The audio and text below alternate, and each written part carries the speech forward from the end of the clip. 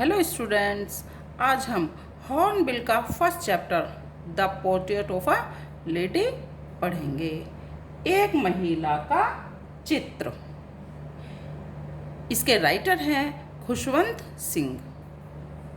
Okay, इस story में बताया गया है कि एक बच्चा होता है, वो अपनी दादी माँ के बारे में बताता है कि जब से मैंने अपनी दादी को देखा है तब से वो इतनी ही बूढ़ी हैं। मैं उन्हीं के पास पहले रहता था, अब हम शहर में शिफ्ट हो गए हैं। ओके, वो जो उसका लगाव था अपनी दादी के प्रति, उसको इसमें दर्शाया गया है। अब हम स्टार्ट करते हैं। माई ग्रैंड मदर, मेरी दादी माँ, लाइक की तरह एवरीबडी ग्रैंड मदर्स, प्रत्येक दादी की तरह ही, वॉज एन ओल्ड वुमेन, एक बूढ़ी औरत थी। मेरी दादी माँ हर एक की दादी माँ की तरह ही बूढ़ी औरत थी। She had been old and wrinkled for the 20 years that I had known. Known mean जानना, रिंकल सलवटें। हर लेडी के लिए आया है, ओल्ड बूढ़ी। वह 20 वर्ष से बूढ़ी और उनके फेस पर उतनी ही झुर्रियाँ थी जब से मैं उनको जानता हूँ। जब से मैं 20 साल से अपनी दादी माँ को जानता हूँ तब से वह इतनी बूढ़ी थी और उनके फेस पर उतनी ही सलवटें थी। पीपल सेड दैट, लोग कहते थे कि she had once been young and pretty, खूबसूरत, pretty means, and had even had a husband. लोग कहते थे कि जब वह जवान थी तो वह बहुत ज़्यादा खूबसूरत थी और उनके एक पति भी थे। बट लेकिन that was hard to believe, लेकिन यह विश्वास करना बहुत ज़्यादा मुश्किल था। माई ग्रैंडफादर्स, मेरे दादाजी, पोर्ट्रेट, चित्र, हंग, लटका हुआ था, अबाउ द, ऊपर, mental peace in the drawing room. मेरे दादाजी का फोटो ड्राइंग रूम में ऊपर की तरफ टंगा हुआ था। ही वोर पहना, उन्होंने पहन रखा था या पहनते थे आ बिग टर्बन, टर्बन पगड़ी, बिग बड़ी, एंड लूज फिटिंग, और ढीले ढाले क्लॉथ्स। वह बड़ी सी पगड़ी और ढीले ढाले कपड़े पहनते थे। हिज लॉन्ग, उनकी लंबी वाइट बियर्ड, बियर्ड मीन्स दाढ़ी, सफ़ेद, उनकी लंबी सफ़ेद दाढ़ी कवर्ड, ढक रखा था दाढ़ी ने, the best part of his chest, उनके लंबी सफ़ेद दाढ़ी ने उनके छाती का जो सबसे ज़्यादा भाग, उनके चेस्ट का ज़्यादा भाग ढक रखा था। एंड और he looked at least 100 years old, और वह देखने में 100 वर्ष के लगते थे। He did not look the sort of person who would have a wife or children. वे ऐसे नहीं दिखते थे कि उनकी एक वाइफ, पत्नी थी और उनके बच्चे थे। He looked, वह ऐसे दिखते थे, as if he could only have lots and lots of grandchildren. वो देखने में ऐसे लगते थे कि जैसे कम से भी कम उनके बहुत ही सारे, लोट्स एंड लोट्स, बहुत और बहुत ज़्यादा पोती पोते होंगे। As for my grandmother being young and pretty, जहाँ तक कि मेरी दादी माँ जवान और सुंदर, मेरी दादी माँ का जैसे कि वह जवान और सुंदर होंगी। द थॉट वॉज ऑलमोस्ट रिवोल्यूटिंग, यह मेरे को यह सोचना बहुत मुश्किल था कि वह जब जवान होंगी तो वह बहुत ज़्यादा खूबसूरत होंगी। She often told us the games she used to play as a child. जब वह छोटी थी तो वह बताती थी कि वह किस तरह के खेल खेलती थी. At that seemed, ऐसा प्रतीत होता था, quite absurd and undignified on her part, and we treated it like the fabulous of the proverbs she used to tell us. वह उन सबके लिए बहुत बेकार और छोटा लगता था कि हम उनको उन महान लोगों की कहानियों जैसे समझाते थे जिनको वह सुनाया करती थी. मतलब मेरी दादी माँ जिन महान लोगों की कहानी सुनाया करती थी उनमें मेरे को बिल्कुल भी बच्चे को इंटरेस्ट नहीं आता था. She had always been short and fat and slightly bent. वह हमेशा से बहुत छोटी सी, मोटी सी और झुकी हुई रहती थी. Her face was a criss-cross of wrinkles running from everywhere to everywhere. जो उनके मुंह पर रिंकल थे, जो सलवटें पड़ी हुई थी, वह एक दूसरे से की तरफ इधर से उधर जा रही थी. मतलब उनके फेस पर उनके पूरे जो फेस था पूरा वो झुर्रियों से भरा हुआ था. No, we were certain that she had always been as we had.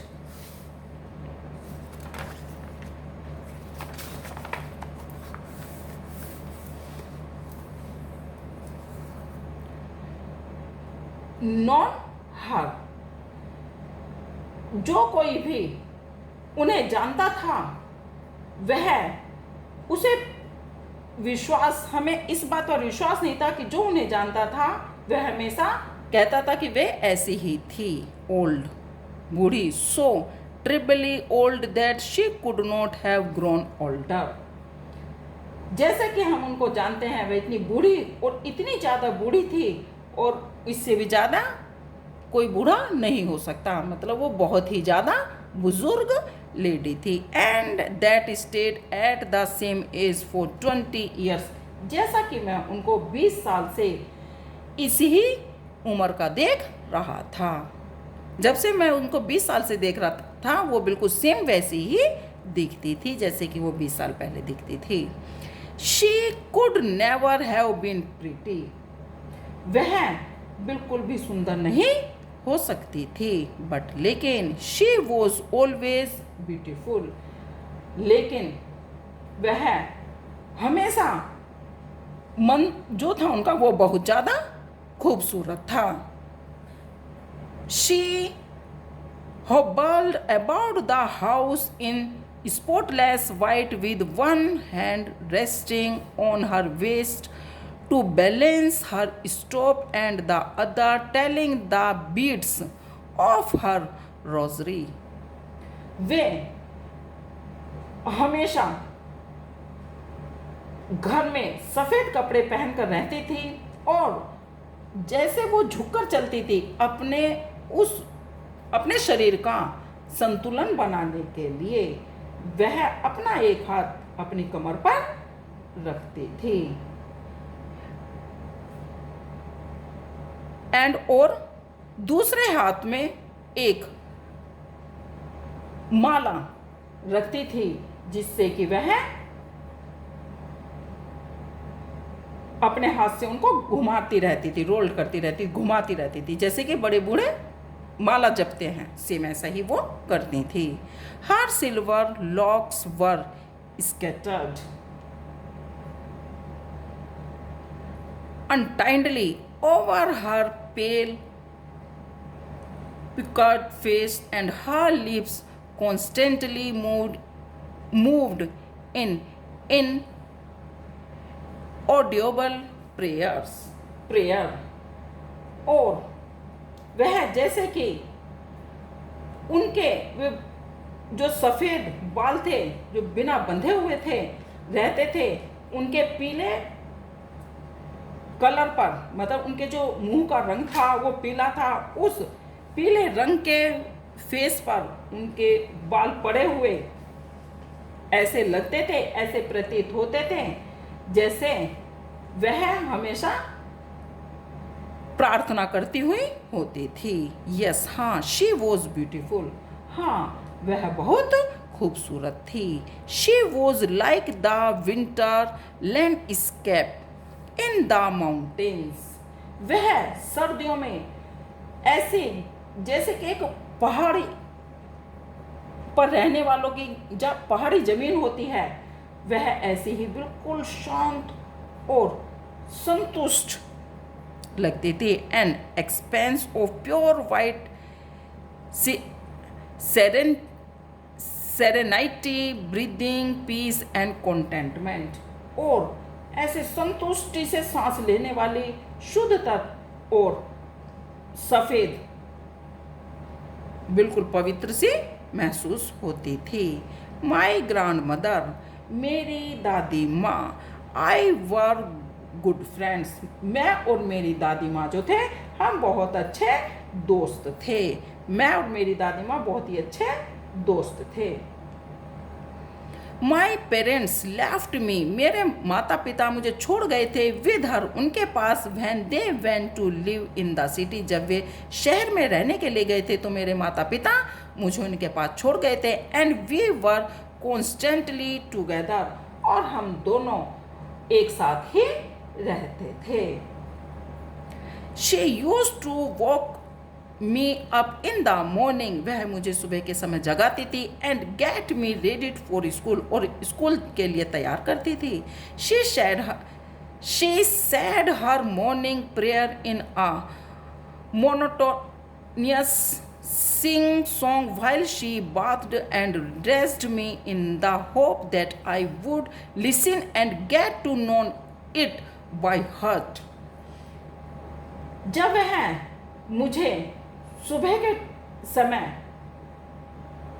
नहलाती थी और स्कूल के लिए तैयार करती थी, कपड़े पहनाती थी, तब वह एक गाना गाती रहती थी। उनको ऐसा लगता था कि मैं उस गाने को सुनूंगा और उसको याद कर लूंगा या दिल से उसे मैं सीख लूंगा। आई लिसनड, मैं सुनता था, बिकॉज क्योंकि आई लव्ड हर वॉइस, क्योंकि मुझे उनकी आवाज़ से प्यार था। But never bother to learn it, मैं उनको सुनता था क्योंकि मुझे उनकी आवाज़ से बहुत ज़्यादा प्यार था, लेकिन मैंने उसे कभी भी सीखने के लिए नहीं सोचा। Then तब she would fetch my wooden slate which she had already washed and plastered with yellow chalk. वो मेरी लकड़ी की बनी हुई स्लेट को पहले से ही धोकर रखती थी और उस पर पीले रंग के चौक से उसको पोत देती थी। A tiny earthen ink pot and a red pen, और वह एक छोटी सी मिट्टी की स्याही के दवात और लाल रंग के का पेन या कलम देती थी। टाई दैम ऑल, उन सबको बांध देती इन अ बंडल, एक बंडल में उन सबको बांध देती थी। And hand it to me, और मुझे मेरे हाथ में दे देती थी। After a breakfast of a thick, हम खाना खाने से या बड़ा ज़्यादा सा ब्रेकफास्ट करने के बाद, ज़्यादा सा या मोटा सा ब्रेकफास्ट करने के बाद, stale chapati with a little butter and sugar spread on it, उस रोटी पर, मोटी सी रोटी पर मक्खन और चीनी या मीठा लगा हुआ फैला हुआ होता था। वी वेंट टू स्कूल, हम उसके बाद स्कूल जाते थे। She carried several stale chapatis with her for the village dogs, और वह अपने साथ गांव के कुत्तों के लिए कुछ बासी रोटियां भी ले जाती थी। My grandmother always went to school with me, मेरी दादी माँ हमेशा मेरे साथ स्कूल जाती थी। बिकॉज क्योंकि the school was attached school मिला हुआ था, टू द टेम्पल, टेम्पल से मंदिर से मिला हुआ था।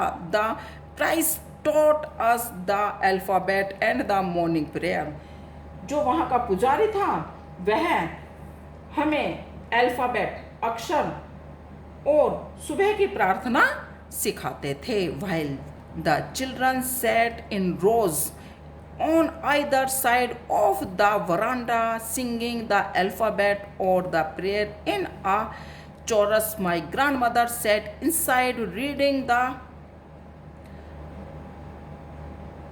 scripture. हम जो बच्चे बरामदे में दोनों तरफ लाइन में बैठते थे, जो हम क्या करते थे, अक्षरों का और प्रार्थना गाते थे और अक्षरों को याद करते थे। और मेरी जो दादी थी वो अंदर मंदिर के अंदर बैठती थी और ग्रंथ पढ़ती थी, धार्मिक ग्रंथ पढ़ती थी। वह जब वी हैड बोथ फिनिश्ड, जब हम दोनों का काम समाप्त हो जाता था, वे वुड वॉक बैक टुगेदर, तो हम दोनों वापस घर आते थे। दिस टाइम, वह समय, the village dog would meet us at the temple door, उस समय गांव के कुत्ते हमें मंदिर के बाहर मिलते थे। दे फॉलोड अस, वे हमारा पीछा करते थे। टू आवर होम, हमारे घर तक। Growling and fighting with each other for the chapatis we throw to them, वे हमारे घर तक हमारा पीछा करते थे, वो भौंकते थे और जो रोटियां,